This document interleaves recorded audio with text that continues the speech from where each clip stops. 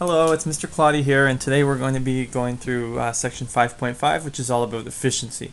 Efficiency is an important concept when we're looking at energy transfer, because when you transfer energy from one form to another, it's not all perfectly transferred. We make that example with a light bulb, an old traditional light bulb, an incandescent bulb. If you give it 100 joules of energy, the majority, 95% of that energy is wasted. It becomes heat, and only a small amount becomes the light, which is the useful energy. We have better bulbs now. LED bulbs are a lot more efficient because most of the energy going in is converted to light. Only a little bit is lost to heat. So the whole idea with efficiency is energy out versus energy in. So let's look at the human body's efficiency. If you were to drink a can of Red Bull that has 45 calories, you can read that on the side of the can. That's energy. We can convert that using a conversion factor to find out how many joules it is. So if you drink one can of Red Bull, and then this is how much useful energy you get to do things. So the input, the energy in, is what you drink from the can of Red Bull, so 188,280 joules. The energy out is the energy that you can use to do things. Our percent efficiency, so percent efficiency is energy out over energy in times 100%. Okay, so that is 38,000 over 188,280. It's always the smaller number over the bigger number. It's a fraction. So I'm going to type that into my calculator. 38,123 divided by 188,280. And I get times 100, 20.18%. That's how efficient your human body is. 20% of the energy you get from the Red Bull goes to doing things like lifting or walking. So what percentage of the energy is wasted? So, it would be 100% minus 20.18 equals, so about 79.82% is wasted. Now, it's not really wasted. It's used to do other things. It's not used for lifting or walking, but it would be used for maintaining your body. So this energy is used to maintain base body functions. Such as blood flow, eating,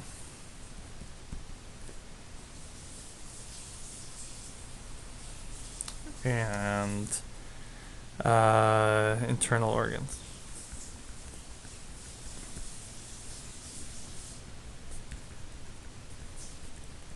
So 20% is used to actually do things, but 80% is used to keep your body running. Okay, let's look at more of a mechanical example. A helicopter lifts a Jeep with a mass of 885 kilograms up to a height of 150. The helicopter uses so much energy to do this, so much fuel to do this. Calculate the work done on the Jeep. Now remember, work done is change in energy, or the energy that I gave to something. If I have a helicopter, there's my helicopter, and it picks up a Jeep, so the Jeep starts here, and then it lifts a Jeep up here. You can see it has like a rope or something. So it's lifted at 150 meters. Okay, so there's a few ways of looking at this. You can look at this as a work question. So you have force times distance, or we have an easier way of doing this is to use look at the change in gravitational energy. So up here is Eg2, and this is Eg1, which is 0. The work done is the amount of energy the helicopter is given to this Jeep by raising it up. So we can find Eg2 by using the formula mgh. The mass is 885 times 9.8 times 150. 885 times 9.8 times 150. That gives me 1,300,950 joules. So that would be the change in energy. Eg2 minus Eg1 is equal to 1,300,950 joules. That's the work done on the vehicle, the amount of energy given by the helicopter to the Jeep. Now this question, unfortunately, we split over 2 pages. What is the efficiency of the helicopter? Well, remember, efficiency is equal to energy out over energy in times 100%.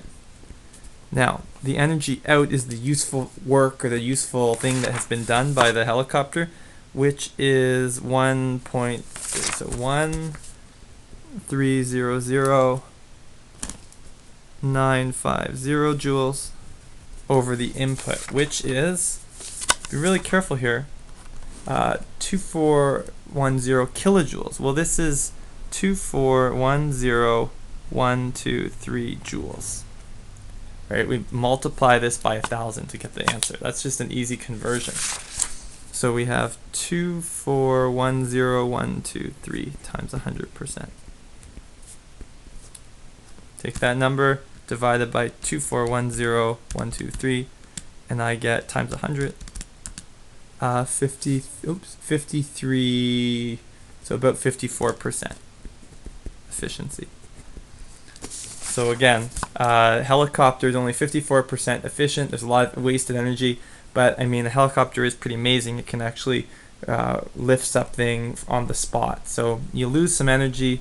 It's not super efficient, but it does something that's really impressive and really useful. Some more efficiency talk in the slides. Just want to bring you down to this kind of last idea, and this is something we often talk about when we're looking at electric cars. When you are looking at the overall efficiency of a system, you have to multiply all these efficiencies together. So if you're using a really efficient electric car, you do have to consider where the energy came from. And if the energy is coming from an efficient source and an inefficient source. So for hydropower, which again, in Ontario, about half of our energy comes from hydropower, you would multiply the efficiency of the hydropower times the efficiency of the transmission lines. Oops, it's 99%, sorry. The transmission lines are quite efficient. They're designed to do that. And then we multiply by the efficiency of the car.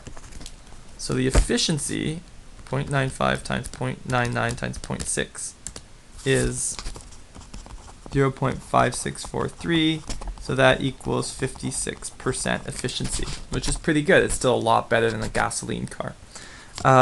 Coal power. A lot of our prairie provinces use coal power. We used to, but we phased out our coal power over the past decade. So we have coal power, a lot less efficient. So you take whatever you're using, the coal in this case, you're only getting a certain amount of energy from it. A lot of it is wasted in the process.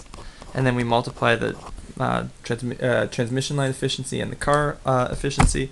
So we have 0.4 times 0.99 times 0.6. And you can see that the electric car, is not as efficient when you consider that it's coming from coal power. But it's still a lot better than a gasoline-powered engine. So it is still the electric car is still viable, but you do want to consider the whole network of getting your energy. Okay, hopefully you can work through some of those homework problems and do a little bit more, and you're efficient with your time. And until next time.